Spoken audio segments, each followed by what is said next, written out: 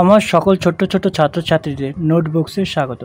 আজ আমি ক্লাস 3-র যে পাতাবাহার বইটি রয়েছে সেখানে যে প্রেমেন্দ্র মিত্রের আগমন যে কবিতাটি রয়েছে তার সমস্ত প্রশ্ন তো তোমাদের সামনে তুলে ধরবো। তোমরা মনোযোগ সহকারে সেটি দেখো এবং খাতায় টুকে নাও। দেখো, প্রথমেই দেওয়া আছে 1 নম্বরে একটি বাক্যে উত্তর দাও। কিছু প্রশ্ন দেওয়া রয়েছে, এক এক করে আমি সমস্ত প্রশ্ন উত্তর করে দিচ্ছি। 1.1-এ বলেছে শরৎ ঋতুর আগে কোন ঋতু আসে? তো উত্তর হবে শরৎ ঋতুর আগে বর্ষা ঋতু আসে। 1.2-এ বলেছে শরৎকালে বাঙালিদের কি কি উৎসব হয়? তো উত্তর হবে শরৎকালে বাঙালিদের দুর্গাপূজা, লক্ষ্মী পূজা, কালী পূজা ইত্যাদি হয়।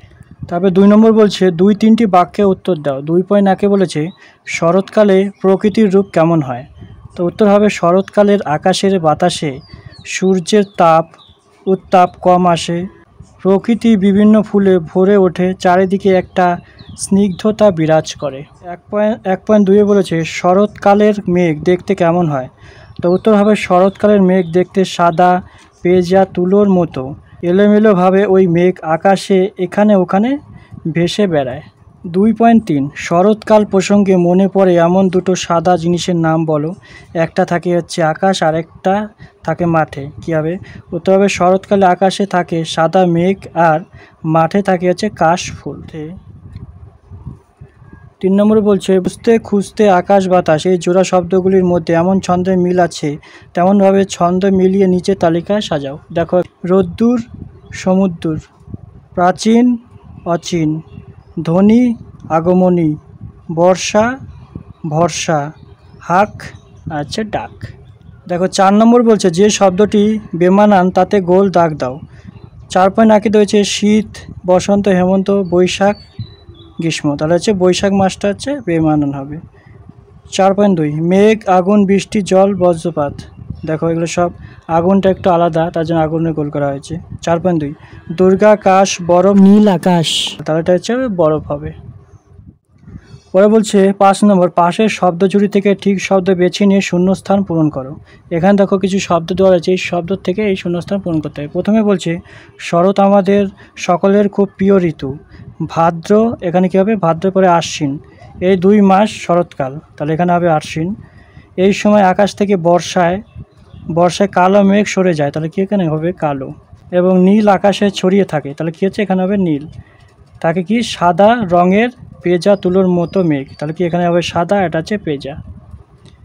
পরটা বলছে মাঠে ভরে থাকে হচ্ছে কাশফুল, সারা মাঠ হচ্ছে কাশফুল, এটা কাশ হবে। বাতাসে ভাসে ঢাকের শব্দ, এখানে কি ঢাকের শব্দ হবে। বাঙালির প্রাণের উৎসব ঈদ এবং দুর্গাপুজো এই শরৎকালেই হয়, এটা হবে ঈদ আর এটা হচ্ছে দুর্গাপুজো। জাতি ধর্ম বর্ণ নির্বিশেষে সবাই মেতে ওঠে উৎসবের কি আনন্দে, তাই এটা হবে হচ্ছে আনন্দে।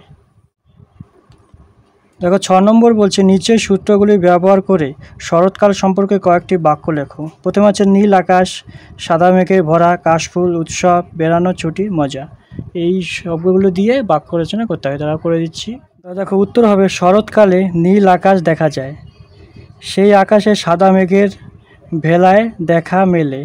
ভেলায় এই সময় মাঠ ঘাট সব কাশ ফুলে ভরে ওঠে। শরৎকালে 2 জাতির মহোৎসব দুর্গাপুজো ও ঈদ পালিত হয়। এই সময় ছুটিতে সবাই ভ্রমণের জন্য বেরিয়ে পড়ে দূর দূরান্তে। শরৎকাল জাতি ধর্ম বর্ণ নির্বিশেষে সমস্ত মানুষজনের মধ্যে খুশি আনন্দ ও মজা এনে দেয়, যার প্রভাব মনের মধ্যে সারা বছরই থেকে যায়। তো আমার সকল ছোট ছোট ছাত্রছাত্রীদের যে ক্লাস 3 পাতাবাহারের যে প্রেমেন্দ্র মিত্র লেখা আগমনী যে কবিতাটি রয়েছে তার সমস্ত প্রশ্ন তো তোমাদের সামনে তুলে ধরলাম। কেমন লাগলো অবশ্যই কমেন্ট বক্সে কমেন্ট করবে। আর যদি নতুন ভিউয়ার হয়ে থাকে তাহলে অবশ্যই চ্যানেলকে সাবস্ক্রাইব করে দাও। এরপর কোন প্রশ্নের কোন ক্লাসের প্রশ্ন তো তোমরা জানতে চাও সেটা কমেন্ট বক্সে কমেন্ট করে দাও।